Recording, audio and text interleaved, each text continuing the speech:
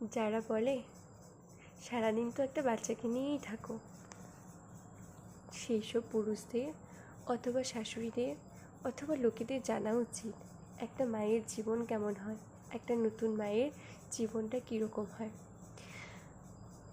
যখন মাঝরাত হবে, হয়তো বা তখন 1টা বাজে, 2টো বাজে, অথবা 3টে, 3:30ও বাজতে পারে। বাচ্চাটা যখন উঠে ঘুম থেকে কান্না করবে, তাকে খাওয়াতে হবে, তাকে আবার ঘুম পাড়াতে হবে। ভোরবেলা অথবা সাত সকালে যখন মেয়েটার চোখে গভীর ঘুম নেমে আসবে, তখন কিন্তু তাকে ঘুমোলে চলবে না, তাকে উঠতে হবে। কারণ ইতিমধ্যেই বাচ্চাটা হয়তো জেগে গেছে। তাকে খাওয়াতে হবে, তার পটি করে রাখা, তার নোংরা করে রাখা কাপড় চোপড় তাকে পরিষ্কার করতে হবে। বাচ্চাটাকে খাইয়ে দাইয়ে নিজে এলোমেলো করে রাখা ঘরটাকে একটু গোছাতে হবে। নিজের যে প্রাত্যহিক কাজগুলো থাকে সেগুলো সারতে হবে। বাড়ির সকলের জন্য হয়তো তাকে রান্নাও করতে হতে পারে। রান্না বান্নার মাঝে মাঝে তাকে আবার বাচ্চাটাকে খাওয়াতেও হবে, তার সঙ্গে একটু সময় কাটাতে হবে। এর মধ্যে যদি বাড়িতে অন্য কেউ থাকে যে বাচ্চাটাকে একটু সামলাবে, তাহলে হয়তো সে একটু শান্ত মতে কাজ করতে পারবে। কিন্তু যদি না থাকে, তাহলে তাকে একা হাতে বাচ্চা, বাবার বাড়ির সব কাজও সামলাতে হবে। জীবনটা যে কতটা মুশকিল হতে পারে, এই সময়টায় সেই মেয়েরা ছাড়া অথবা সেই নতুন মায়েরা ছাড়া অন্য কেউ বলতে পারবে না। এসব করতে করতে কখন যেন দুপুর হয়ে যাবে, মেয়েটা টেরও পাবে না।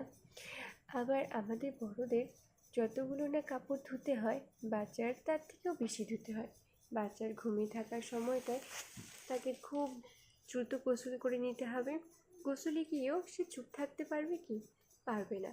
কারণ তখন তাকে কান পেতে শুনতে হবে বাচ্চাটা জেগে গেছে কিনা, বাচ্চাটা বিছানা থেকে পড়ে গেছে কিনা।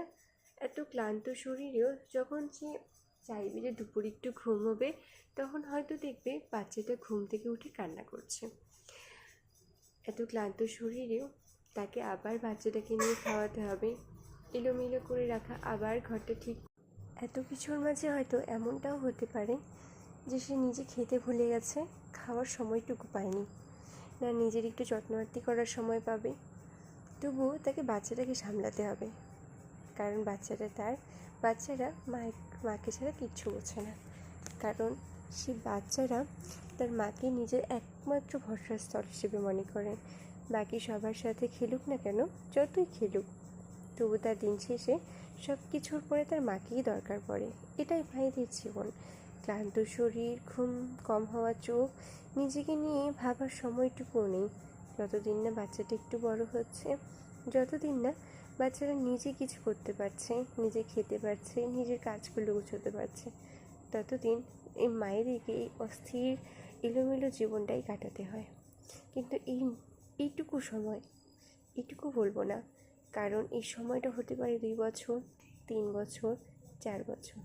আর এই বছরগুলোতে 365 দিন থাকে। 365 দিনে কত মিনিট, কত সেকেন্ড থাকে, তার হিসেব কি অন্যরা করে না।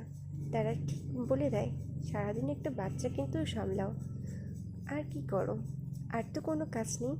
কিন্তু একটা বাচ্চাকে সামলানো যে কতটা মুশকিল, সেটা কিন্তু অন্যরা ভাবে না। যদি ভাবতো, যদি সেই সময়টা একটু তারা পার করতো, তাহলে হয়তো এইভাবে বলতে পারতো না।